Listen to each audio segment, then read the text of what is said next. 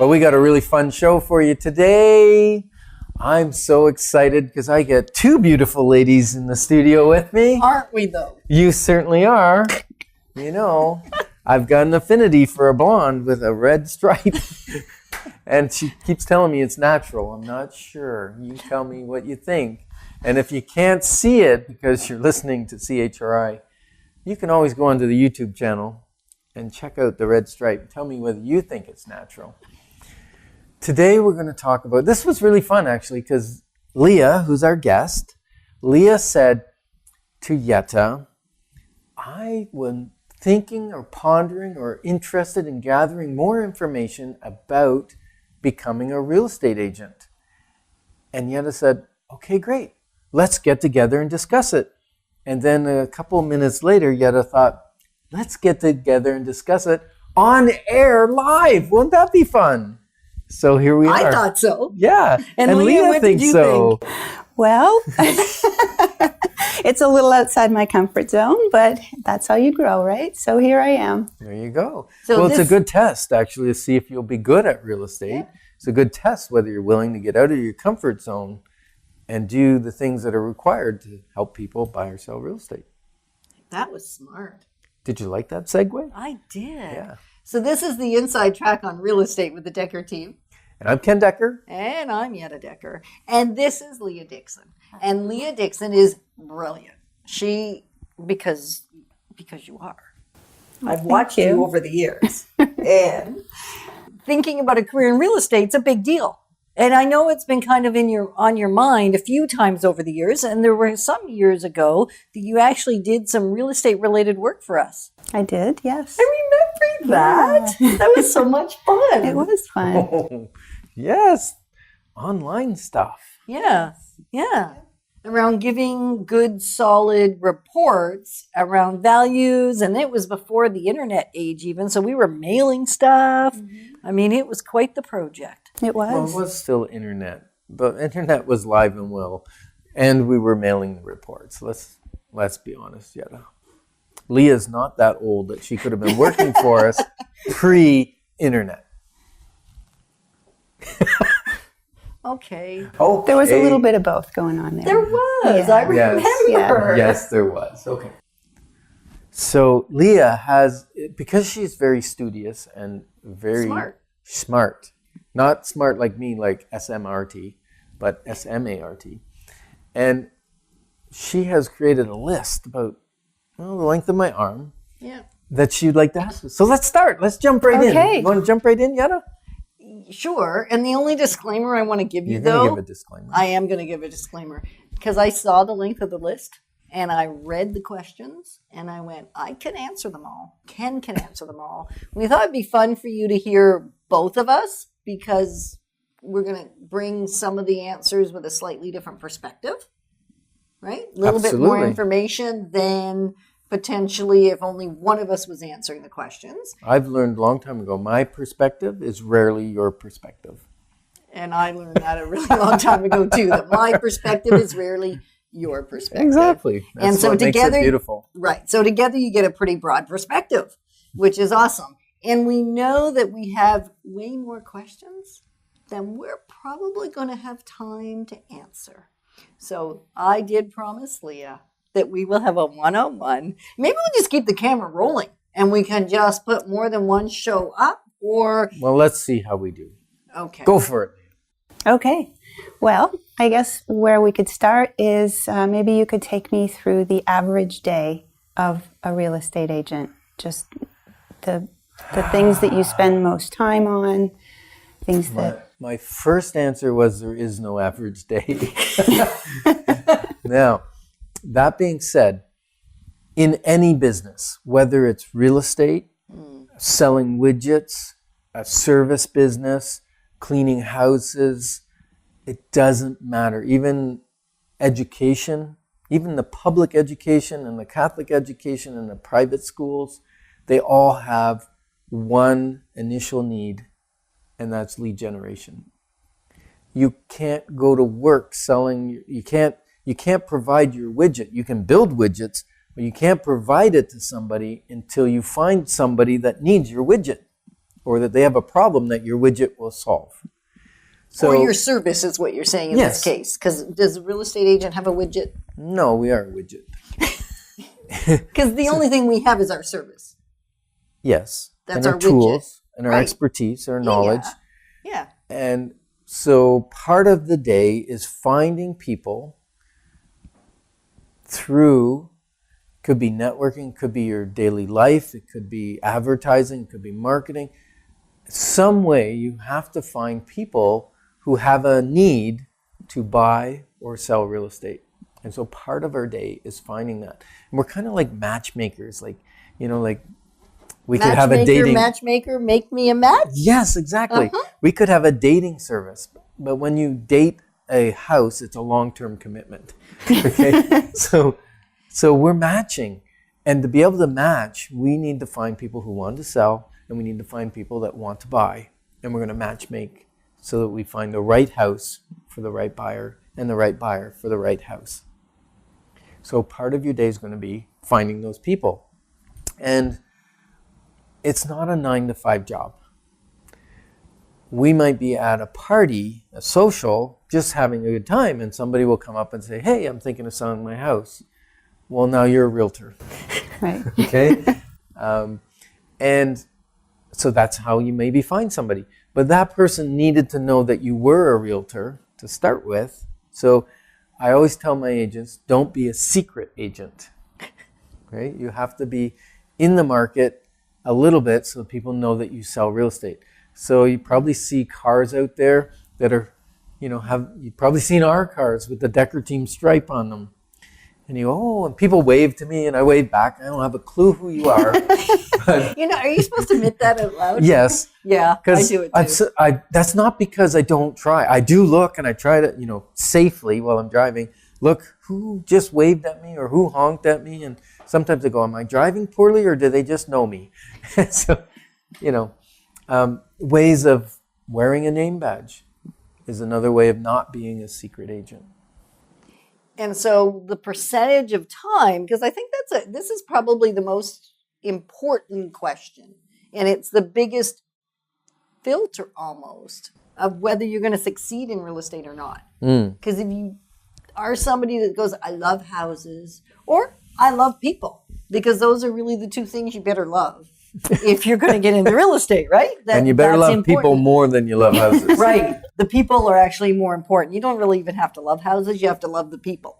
And houses just is the tool, the thing, and you have to be knowledgeable about houses. And so if you love people and yet you're afraid to reach out to people, guess what? You'll be a secret agent. And then there'll be nobody to help. So you can have all the tools, you can have all the skills, you can go to class every day, you can learn. We have great training at the office. You can learn everything. And if nobody knows about you, it don't really matter what you know, right? And so 40% of your job as a realtor, once you're educated, your job until you're educated and knowledgeable is get educated. Once you're educated, 40% of your day, of your time, ought to be invested in finding clients that want to work with you. Okay. So if you're thinking of regular 40-hour work week, which some realtors manage to do a great job in about 40 hours a week, that would be 16 hours a week of looking for and connecting with people to find out if they want to buy a home, sell a home, or invest in real estate. And some people love Facebook. Right. Part of that could be you're spending time on Facebook, right? Part of it is you're creating a website or you're adding the content for your website because probably you're not a website designer, so you hire a website designer. And really it's like owning your own business. Even though you're quote unquote employed by, according to the RICO rules, you're employed by the brokerage. According to CRA rules, we make sure that you're an independent contractor and you're building your own business. And anybody who started a new business knows that it's tough at the beginning and it gets easier as the years go by. How's that? Did we answer that question? Yes, you did. I would only shift it. I wouldn't really shift it. I would add a little bit of clarity because clarity is power. Yes. Go for it. Okay. So if you're sitting at the computer designing your website or you're entering content, that is not connecting with people and developing relationship. So really the 40% is when you're actively developing relationship and asking the question, who do you know that's thinking of making a move, whether it's to buy a home, sell a home, or invest in real estate, that I could connect with today?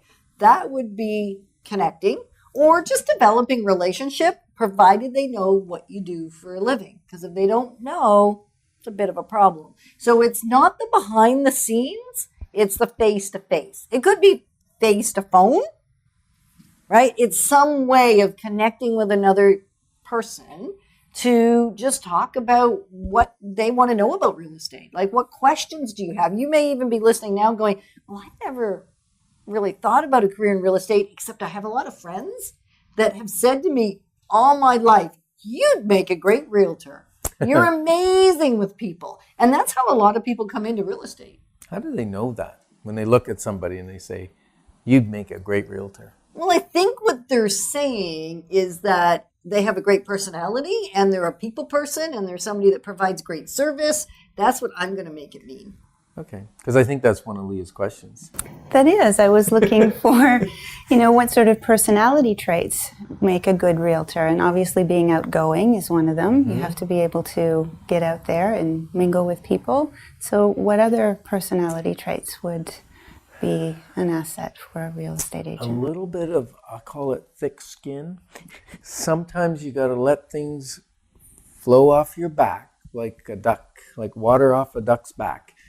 Because that's our role. Our role is to stay objective and to keep the calm in the midst of sometimes a stormy event. Because there's a lot of emotion around selling or buying a home, whether they get it or whether they sell it, or sometimes there's family issues that are causing the need to sell. Sometimes it's financial issues. Sometimes it's downsizing. Sometimes it's selling the family home and moving into a retirement residence when you really don't want to.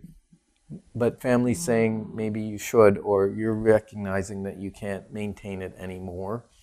Mm-hmm. And so we're involved in people's life changes, because when they buy a house or sell a house, a lot of times there's a life change that happens. Many times they're exciting. It's a wedding, it's babies, it's whatever, right? It can be a lot of fun. And you have to be the unemotional part when other people can get emotional. So that's why you're in the middle. And so the trait of being able to keep your calm, keep your cool, not get too excited, and yet be stern enough that you can still negotiate on behalf of your client.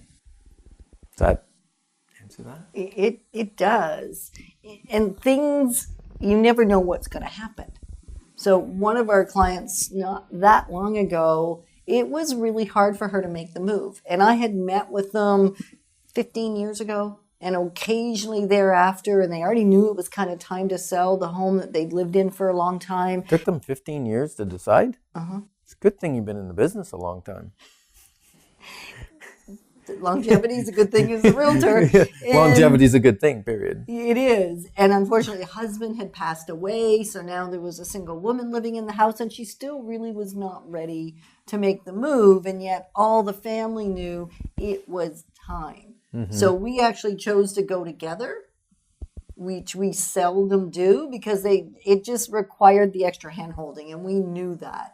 And we could go together, and there was going to be several family members. It was a couple of kids. It was a grandchild, as well as the lady herself. And so we were sitting around the table, and during the conversation, this was such a stressful moment for her, even though we were calm, cool, and collected, that she actually had a stroke sitting at the table. And the daughter noticed but didn't want to acknowledge it. So I ended up holding mom's hand, directing them to call the ambulance. We got the ambulance. She was okay. We were able to sell the home and think she got settled. And yet I had to stay cool. Cool, calm, and collected, and wait for the ambulance and wait to make sure that she was okay and do those things. Whereas in the moment, even the kids it was a big deal for them because they knew mom really didn't want to move. Yeah, and they're also very, very attached, right? So it's easier to be objective and say, hey, go call the ambulance, right? Because they're all wondering, did something just happen? You know, like she was still there, but started to slur her words a little bit. And so just picking up on those signs. And that's part of reading people, right? Like if we weren't paying attention to the person and only caring about what we needed or wanted, we wouldn't have recognized that something was happening. Yeah. Right. So caring about people, that's a biggie, right? Yep. That's an amazing character trait that if you really don't, I've heard some realtors say, and there is over a 50% turnover rate in the real estate industry. So one of the reasons I think is people don't understand what it's going to take, and that it really is a business where you have to generate business. Every business is, so it's no different in real estate. And yet a lot of people want to do the thing they're really good at and not think about what they have to do to find the client to work with. That's the first reason I think people get out of the industry. And then the second is I've heard people say, I don't like people. Well, I like doing the thing. I like doing the searches, and I like doing the negotiating, and I like doing the technical side of the business. I like setting up my website. I like doing, all the behind the scenes stuff. And although those things are important, they can all be outsourced. So you don't have to be good at... What they're describing is that they want to be the administrator, not the realtor. Right. That's what they're really saying. Right. And so if you don't love people, please, if you're watching or you're listening and you're thinking, I don't enjoy spending that much time with people and they really, really drain me, this is not probably a great career. You're going to be exhausted. It ain't going to be that much fun. And there probably won't be a lot of longevity in it because it really is all about caring for the heart of people and serving them well. Yeah, because people live in houses. Yeah, that's why it's not so much about the houses. It's about the people. I mean, the best thing about real estate is the relationship. And the hardest thing about real estate is the relationships. Because it really is about serving people to a decision. And sometimes being prepared, actually often, being prepared to tell somebody something in terms of what the market, the truth of the market is, what's going on, that they don't want to hear. It's going to make them uncomfortable. And in fact, can make me uncomfortable. And it really doesn't matter because if I withhold the information, the market will eventually communicate it anyway. So having a blend of care, compassion, and still tell the truth. So really candor. Carefrontation almost. I mean, not that you're having a confrontation, and yet sometimes people are having to confront for themselves something they don't want to know, something they don't want to deal with. Well, you come in to present the truth. Yeah. Right? They're calling you in because you're the expert, and you present a truth that maybe they don't really want to hear. Right. So being willing to do that, huge deal. That's probably my biggest, am I allowed to say this? I am. I can say anything I want. It's your show. It's my show. That's probably my biggest challenge with some of my associates is we'll bring property to market the second or third time that it comes to market because the first and second time they chose another realtor who wouldn't tell them the truth, who wouldn't get uncomfortable. Because it's uncomfortable. I don't want to tell you something you don't want to know. Like, I don't want to tell you something you don't want to know, something you don't want to come to grips with. And if it is the truth, so you got to know it. So if it means you hurt the messenger for giving you the message, that's unfortunate. So being willing to risk that, because being willing to risk the relationship to really have one, good thing. Yeah. Hard thing and good thing. Yeah. Another question? Yes. So as the owners of a brokerage, you see a lot of real estate agents come and go. So what do you think is the main reason people get involved in real estate in the first place? Well, the main reason is what I said. Usually it's because they've bought or sold a house and they either loved the process and loved the agent and thought, hey, I'd love to do this. Or they bought a house, hated the process, didn't enjoy it, and said, I can do a way better job at this. And so they decide they're going to get into real estate. That's one of the main times people end up getting into real estate. It is. I mean, even I started in real estate because we had just moved into a house. We were settled. We had a pretty good experience with the realtor. And then friends of ours, because have you ever done this? You want people that you like to live where you live. Just like I want you to live Want to close live to me. close by, I spent right? a lot of time trying to get you to live next door, right? Never mind down the street. Or so often we want to do that. So we were busy doing that back in the 80s. And Ken looked at the realtor one day and said, "You aren't doing no work. Yetta's doing all the work." Because I was so excited and enthused and just got caught up in helping them find a great spot. And the realtor then said to Ken, "Yeah, I've been meaning to talk to her about that." Not in a bad way. At first I thought, would I do? But it was more take me out for lunch, tell me why I'd be great at real estate. And that's how I got into real estate. And so I think that's often the case. Ken didn't get in that way. No, I got dragged in, kicking and screaming. On Yetta's coattails. Because Yetta got in the business 5 years before I did, really. I helped administratively before that 5 year, like during that 5 year period where I wasn't licensed, but then it was a natural progression to get my license. Right, so that happens. And so I think the reason real estate, maybe this is more the question, partially the question too, is people want freedom, time freedom, and also to earn a decent income and have control over their time. Though, like those two are probably the two biggest things people say to me: time freedom and money options or potential. Yeah, and a lot of people ask me, well, what can you make in real estate? And Yetta would say the sky's not the limit. Obviously, there's a limit based on your availability of time. But it's an industry where you get paid for a result, not for a number of hours. So if you're working a regular job where you're using your time, you get paid an hourly wage, and you can increase that hourly wage by bringing more value to the company, getting promoted, educating yourself, and that sort of thing. And even professionals like doctors, dentists, accountants, they all have a limit to their income potential because it's based on billable hours. You only have so many hours you can work. In real estate, you get paid for your knowledge and your result.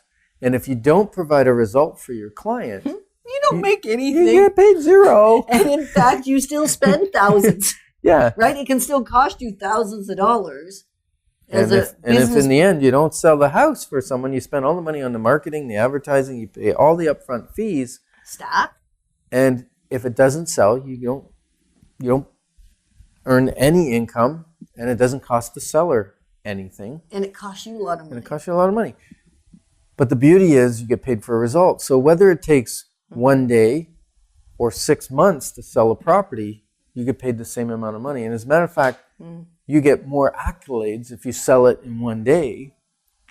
Although they think, oh, why did I pay all that money for only 1 day? But they're excited because they didn't have to show their house for 6 months. They got a good price, and you were able to market it to get that buyer quickly. That's what you got paid to do, is to get the result. Yeah, so that's why I love real estate, and many people get into real estate because you've got that potential to earn. So do you have an average amount that the average real estate agent would earn? I understand that it takes time to build up your business, right? You have to get that clientele, and maybe, I don't know, you can tell me how long it would take for you to plateau and get to the point where... Well, let me put it this way. The realtors who only sell none or 1 or 2 houses are they're below the poverty line, okay? The top end of the realtors are in the top 1 to 10% of income earners in Canada, period, in all industries. And then in between, you've got a big range. So if you work diligently, full-time, and you are not systematically, and you're not a secret agent, and you treat it like a business, and you invest some money into marketing, you invest some money into some branding, you invest some money into lead generation, and you actually spend the time that we talked about, where you're going to spend time.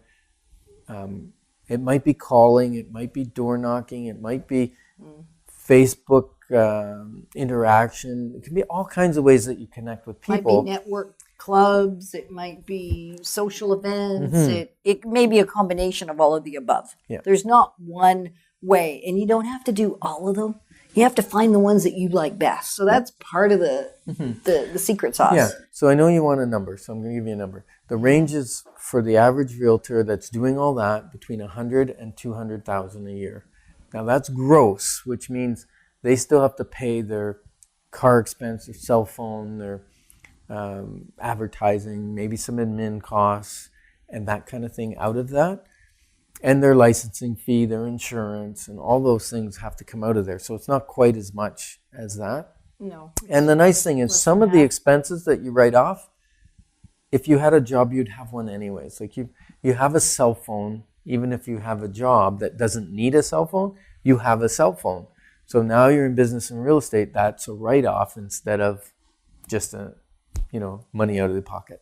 And you may need a bigger plan if you're a realtor because you probably spend a little more time on your phone. A little more air time or data time, yeah. Right? So there are things that will be higher. And I think you need to be really forthright here because that's the realtor that succeeds. Yes. That's the realtor that actually knocks it out of the park and turns it into a career and does their work. The average realtor in the Ottawa market sells 7-ish homes a year, which would be gross income of probably $30,000 to $40,000 a year. Maybe a little more, 50, not much. 50, 60, yep. Less their expenses, so they might be making about $20,000, $25,000 a year. So that's average. So 50% of the realtors that get into the industry, unfortunately, don't renew their license at the 2-year mark. That's a really down way to end the show. Well, no, actually, the beauty is at Keller Williams Solid Rock Realty, our training is great, and we buck that trend. We do. It isn't 50% of our realtors that get out of the business. She said average. That's in the industry. Yeah, I know. Yeah. So that's kind of scary. So it is a career that if you love people and you're willing to do the work, you can do fantastic at. And I know But then 50% of small businesses fail as well. And, True. And one of the big things that causes small businesses to fail is undercapitalization. People borrow money to get into it or they get into it on a shoestring. And when they're in those lean years where they're trying to build it, they can't afford to keep it going. Just as they might start coming up that hill, they can't afford to keep it going. And I see realtors fail that way too because they come in undercapitalized. It takes a year and a half to get your licenses. Then it takes might take several months before you sell something and then several months before you get paid on that because you don't get paid till after it closes. So now you're like a year and a half, 2 years with no income. So if that sounds exciting to you, give us a call. And there are lots more questions to answer. We have a sheet with Leah's questions on it and the answers, so you can call us and we'll help you out. Thanks for joining us.